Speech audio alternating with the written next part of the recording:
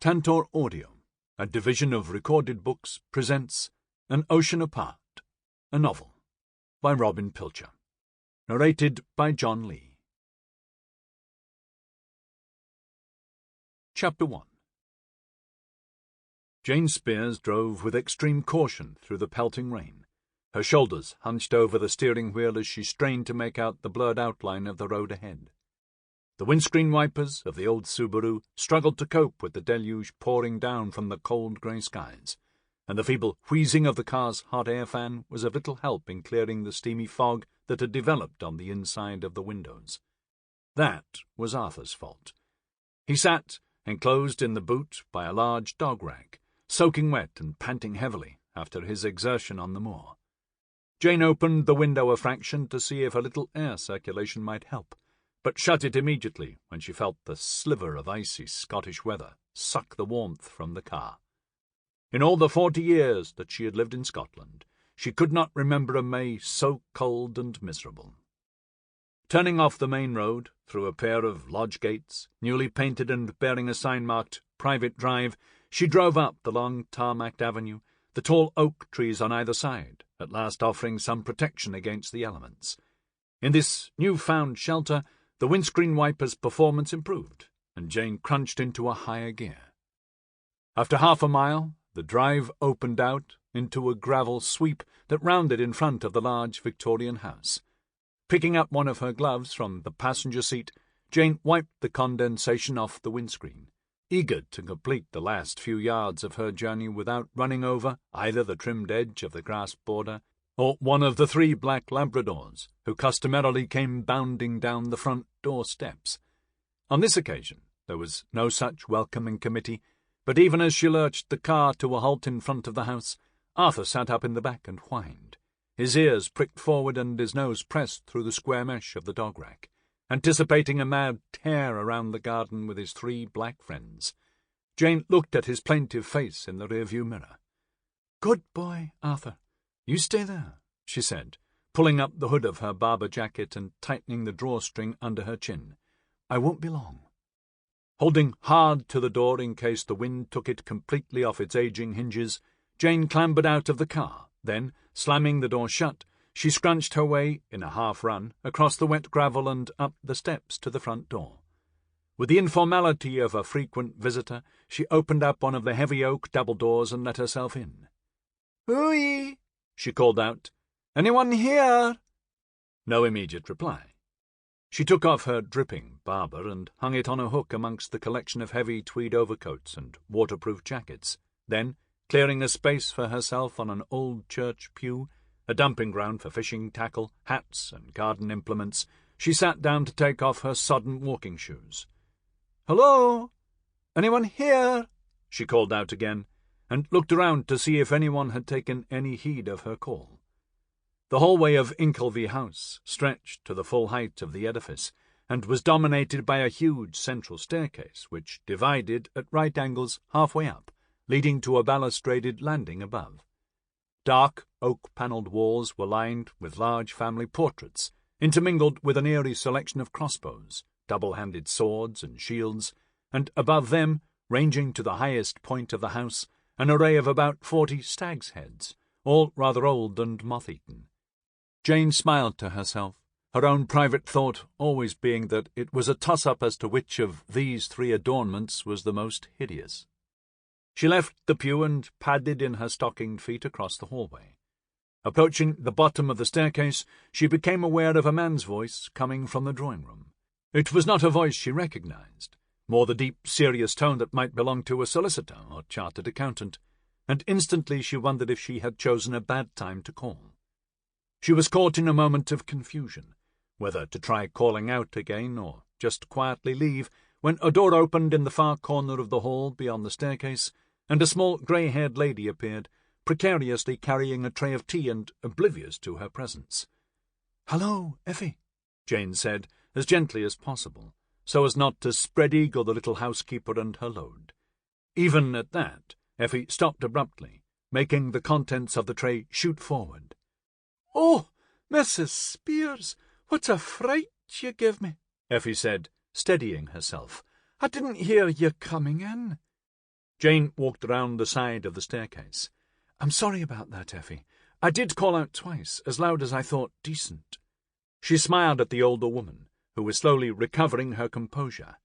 "I thought the dogs would probably have heard me. It's not like them to miss out on a good bark." She glanced towards the door of the drawing-room. "Tell me, is this a bad time to call? I have a feeling that Lady Inkleby might have someone with her at this minute." Effie shrugged up her little shoulders in a display of mousy mirth. No, that's just the television you'll be hearing. Lady Inkleby always has the volume up pretty high, and that's no doubt why the dogs never heard you coming in." Effie always spoke quietly, as if everything she said were imparting some hugely private secret. "The snooker's on, you see, and there's nothing she likes better than to watch the snooker." She moved forward, her eyes sparkling, ready to tell the best part of the tale. "Especially if yon Scottish laddie, Stephen Hendry, is playing. I think that she must be his greatest fan." Effie's face creased into another muted giggle, though it immediately gave way to a frown of concern when she noticed that Jane's jersey and tweed skirt were beginning to steam in the heat of the hall. "Mechta me!" Effie exclaimed. "You're surely awful wet. Dinna tell me you've been walking out on the moor with your dog on a day like this." Jane rubbed herself on the arm, Effie's observation suddenly bringing it home to her that she was indeed feeling rather damp. "If I didn't go out in weather like this, then Arthur wouldn't get a walk for about 9 months of the year." "Well, we canna have you standing around here catching your death," she said, bustling her way across the hall. "Let's get you in beside the fire, and then I'll away and fetch you an extra cup. Was Lady Inkleby expecting you?" "No, she wasn't. I just wanted to, well—" Jane stopped Effie by putting her hand on her shoulder. "Actually, the real reason why I'm here is that my husband asked me to pop in just to find out how everyone is. He's purposely not visited since Rachel— well, let's just say he felt that it would be better if I dropped in, sort of in passing, rather than him, as the family doctor, so to speak." "Dinna say any more," said Effie, flashing an understanding smile at her. "I'll not tell Lady Inkleby that you're here just yet. I'll just take in her tea things, and you go through to the kitchen, and we'll have a wee chat before you go in and see her. Does that suit you?" "That would be just fine. Thanks, Effie." Jane watched her scuttle off to the drawing-room, knock and enter, then turned and walked across to the door from which Effie had first appeared, and pushed it open. The kitchen was large and utilitarian, unlike Jane's own, which she herself had lovingly converted into the hub of the house over the years. This was a complete throwback to the green baize door era, all the walls being painted in a sickly yellow and cream easy-wipe gloss. There were no easy chairs, no wall decorations, just a plethora of pots and pans hanging from meat hooks alongside 3 blinding strip lights above the enormous scrubbed pine table in the centre of the room, its austere cleanliness reminding her of a Victorian operating theatre. She walked over to the old cream aga at the far end of the kitchen and leaned on its spotless surface in order to induce some heat back into her bones. The door opened behind her and Effie entered. "There we are now," she said, walking towards her. "Let's get the kettle on, and we can have a good natter over a nice cup of tea." Jane moved to the side of the aga so that Effie could put the kettle on the hob. "Can I do anything to help?" No, you just away and sit down at the table. I know where everything is in this place. Now, tell me, how is Dr. Spears keeping?" "Run off his feet at the minute," Jane replied, pulling out one of the kitchen chairs from the table and sitting down. "This wretched weather is really keeping the cold and flu bugs flying around. About half the children at Dalnacoyle Primary School are off sick, and rather than get them brought into the surgery, he spends most of his days charging around from one house to another in the village." Effie moved around her familiar kitchen like an automaton, taking cups and saucers from the pine Welsh dresser, then the milk from the fridge, and putting everything on the table. "Aye, we're that lucky to have a man like Dr. Spears around here." She took the steaming kettle off the aga and poured water into the teapot. Then, turning to face Jane, she took up her apron and rubbed her hands on it. "He really has been the saviour of this family over the past 6 months." Jane noticed a weary expression had come over Effie's face. "How have things been?" she asked. Effie carried the teapot over to the table and sat down opposite. "Oh, they come and go. Up one minute, down the next." She poured out the tea into the 2 cups. "Lady Inchilvy has had to work like a Trojan this last month, getting all the grandchildren's things together to get them ready for returning to school. Mind, they didn't go back at the beginning of term, it being only a couple of weeks after their mother's funeral. And besides, I have an inkling that Mr. David was in 2 minds whether he should send them back there at all, thinking that they might be better off closer to him at the village school." She sighed and cocked her head to the side. "However, from what I can gather, it was the children's choice to go back and be with all their friends." She paused, seemingly unconvinced herself by the decision. "I don't know. Maybe a comfort for them to return to some sort of routine." Jane took a drink from her cup. "I do think that's probably right, Effie. A different environment, yet a familiar one. Sophie has her GCSE exams this term, doesn't she?" "Aye, she does. She's a grand wee girl. Mind you, not awful wee now. She's nearly 16 years old, and that well organised. Just like her mother."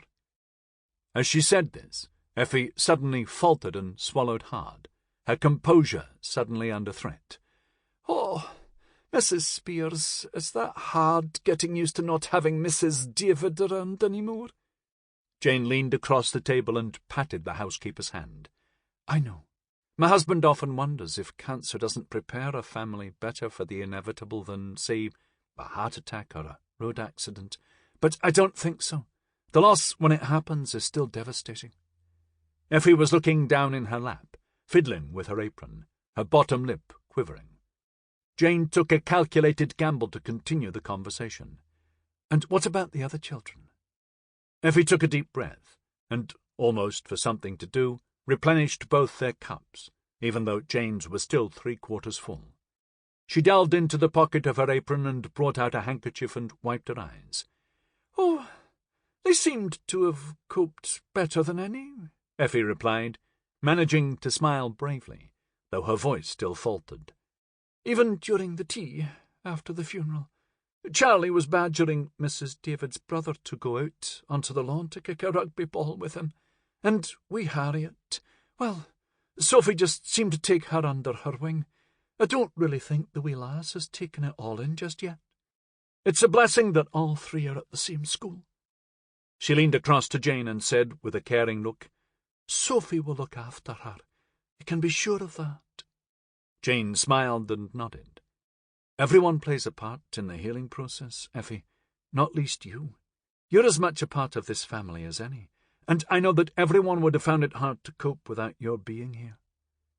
The older woman went rather pink, not used to being praised quite so openly. She got up from her chair and cleared away the cups and saucers. "Oh, we all do what we can under these kind of circumstances." She pulled open the dishwasher and started loading the racks. Jane picked up the milk jug from the table and carried it over to the fridge, playing for time before asking the next question. "And what about David? How is he?" Effie closed the door of the dishwasher and turned towards Jane. There was a moment's silence, an expression of concentrated bewilderment on her face as she tried to work out in her mind what to say. Then she just shook her head. "I really cannot tell, Mrs. Spears. I mean, I have to say that he was wonderful as always with his children when they were home, playing tennis and fishing with them and all that. But even so, there always seemed to be something missing, as if he was only going through the motions. It was as if his mind was away somewhere else." She smiled at Jane and picked up a cloth from the sink and started to wipe absently at the draining board. She stopped and nodded her head slowly. "Aye, now I think about it, it was the laughter that was missing." She looked across at Jane. "Maybe he's just finding it awful hard to concentrate properly on anyone but his wife. Dr. Spears will no doubt have told you that he had nursed her entirely by himself since December." She turned away and looked out the window, and Jane heard her voice once again begin to falter. "I've a wee feeling that he was so devoted to her that some part of him died with her. Jane went over to the little housekeeper and, putting her arm around her shoulder, gave it a comforting squeeze.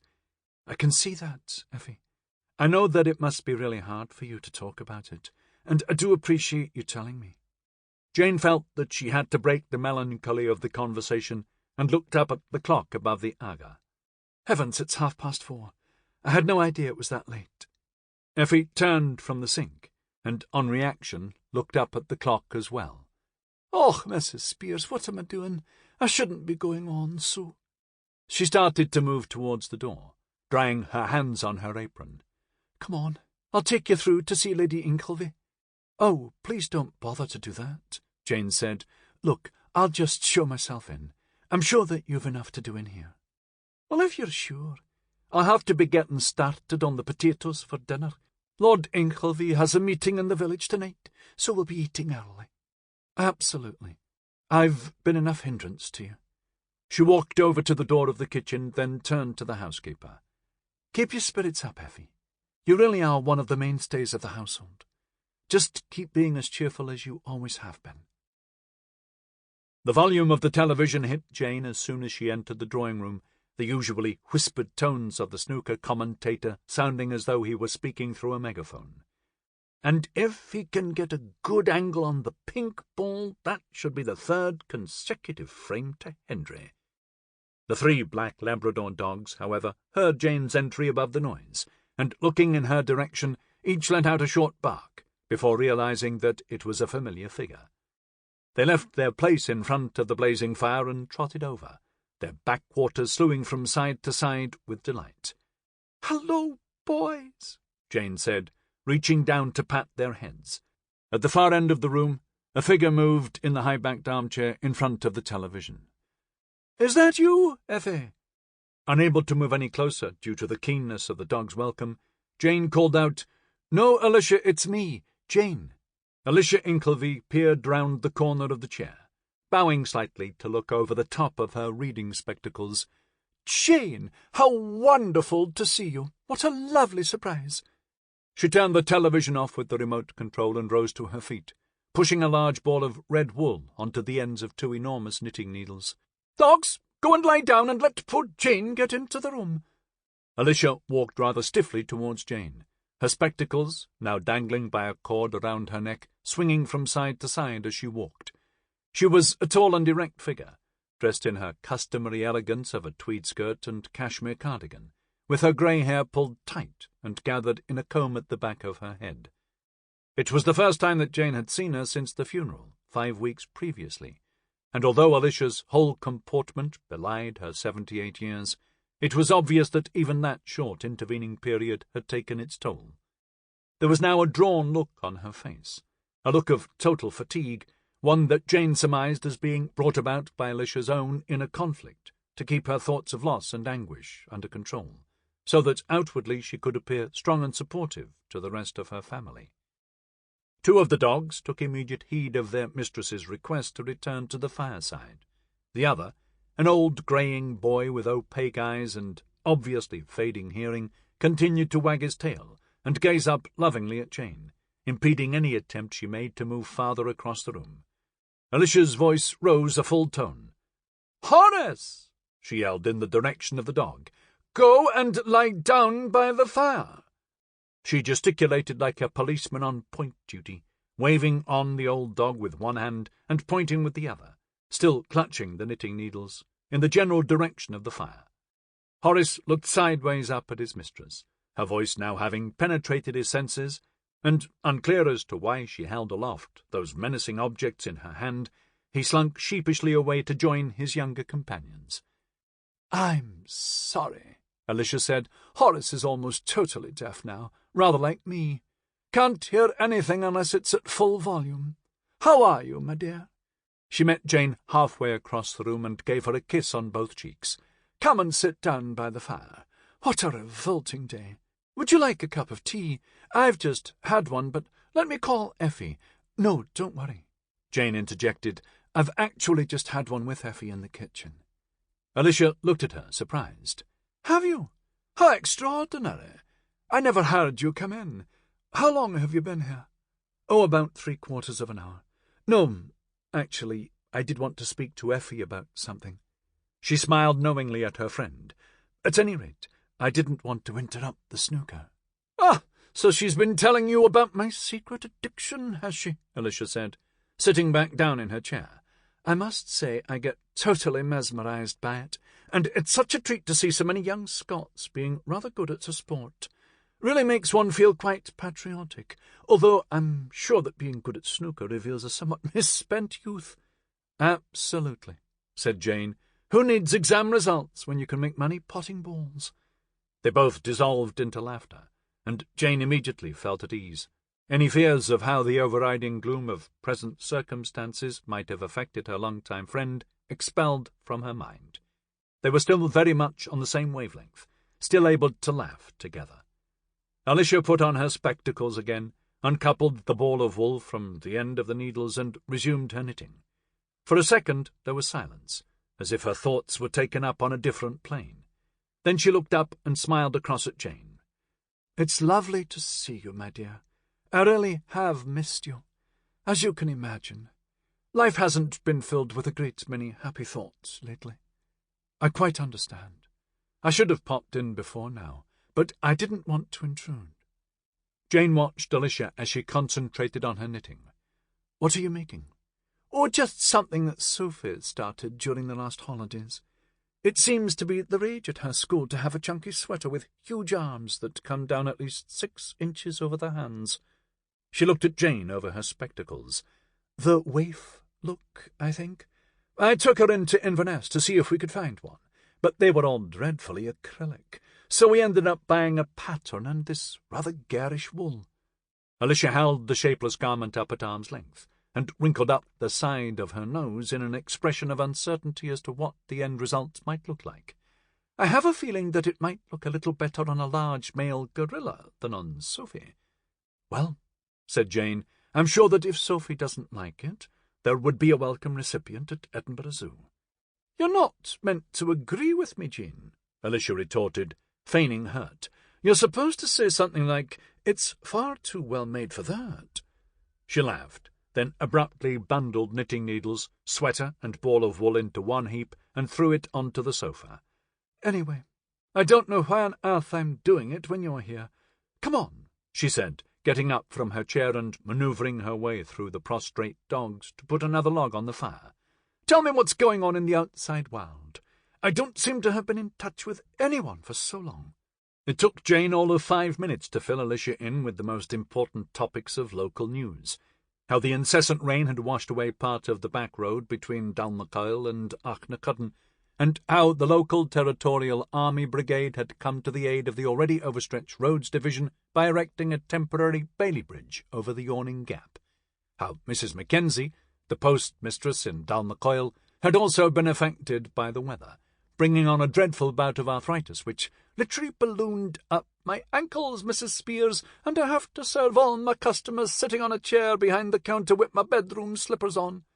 How everyone in the village had been asking kindly after all those at Inchelvy, and finally she told Alicia about how the influenza bug had hit the local school, and how Roger had taken it upon himself to visit all the children at home, rather than risk it spread by treating them in his surgery. Alicia looked concerned. "You know, my dear, that husband of yours works far too hard. I mean, he really should have retired last year, shouldn't he? Maybe that's a silly thing to say, knowing that the prime reason he kept going was to look after Rachel. But now, can't he get one of his younger partners to do all these house calls? They really are going to have to start coping without him." Jane sat back in her chair and sighed. "Oh, I know. And don't think I haven't put that argument forward on more than one occasion. What makes it more difficult is that I do have one of his partners phoning me up every so often to ask if I could gently persuade Roger to call it a day. I'm really caught between the devil and the deep blue sea. Anyway," Jane said, sitting up and looking at Alicia, "we're both in the same boat at the minute, aren't we? Having husbands who should have retired but are still working." Alicia smiled. "You're right. But mine are more exceptional circumstances." "Of course they are. Tell me, how is George?" "Like everyone else around here. Totally exhausted, even though I think he's actually secretly enjoying his return to active duty. Nevertheless, if you've been retired for 10 years, suddenly to have to start working again really comes as a jolt to the system. Not that he's hugely overtaxed. The new managing director at Glendurnick, Duncan Capel, is doing a wonderful job running both the business and David's marketing division.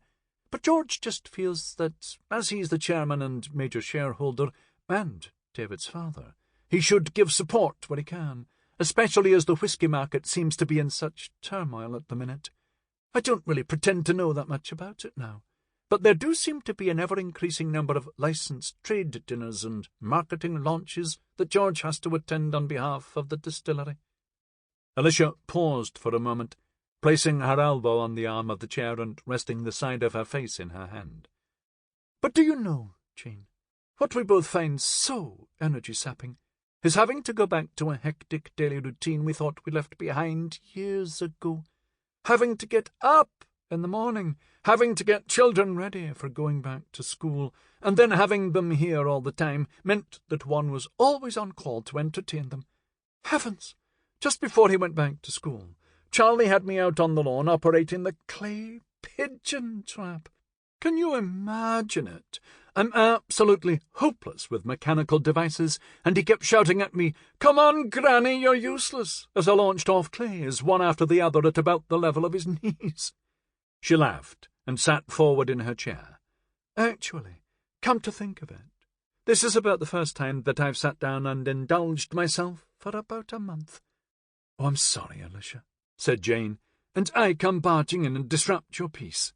Alicia waved her hand dismissively. "Don't be silly, my dear. This is exactly what the doctor ordered." She looked at Jane with a quizzical smile on her face. "Well, isn't it?" Jane gave a surprised expression. "My word, that's intuitive of you." She smiled. "Of course, you're right. Roger did ask me to drop in to see you, just to find out how you all were. That's why I had a quiet word with Effie beforehand, just in case my timing wasn't very good." She paused for a moment. She said that David is still keeping very much to himself. "Yes, he is," Alicia said quietly. One of the Labradors had moved from his position by the fire and now lay at her feet, his head resting on her shoe. She bent forward and stroked his sleek black crown. "You know, the appalling thing about this whole affair is that he's going through something which neither you nor I have experienced. He has lost his life's partner. It's just so unfair." Alicia's tone had suddenly changed to one of anger and frustration. "Think of the many friends we have of our age who have lost their husbands or wives. That, in a way, is expected, but neither you nor I know what it's like, because it hasn't happened to us." She stopped talking and combed a loose strand of grey hair behind her ear with her fingers, her eyes looking at a point somewhere behind Jane's head. "I'm sorry. I didn't mean that. I think that is the first time I've said it out loud. It's just that it makes me feel, well, so guilty." "But that's natural," Jane said caringly. "The pain of losing someone close to you always seems to manifest itself in anger or guilt. But there is a positive side to it, and that is that David is extremely lucky, at 43 years of age or whatever, to still have both his parents around to give their support. How could he have devoted so much time to looking after Rachel if you and George hadn't been there to pick up all the loose ends? Friends are great, but parents are better, and I'm sure that he's fully aware of that. I know, but one just feels so useless. I wish that there was something, well, active that I could do to help him, if only he would let himself talk about it once in a while. But he just seems to bottle himself up. As far as I'm aware, he hasn't mentioned Rachel's name since the funeral. Outwardly, it's as if she never existed, but inwardly, I know he's in turmoil. It's a terrible thing to say, but sometimes I feel like grabbing the poor boy by the shoulders and giving him a jolly good shake." Alicia took a deep breath, "and then giving him a huge hug." In the moment's silence that followed, Jane was aware for the first time of the wind and rain beating against the 4 large double-paned windows of the drawing-room. She looked over her shoulder and upwards at the black storm clouds that spread themselves oppressively across the sky. Sample complete. Ready to continue?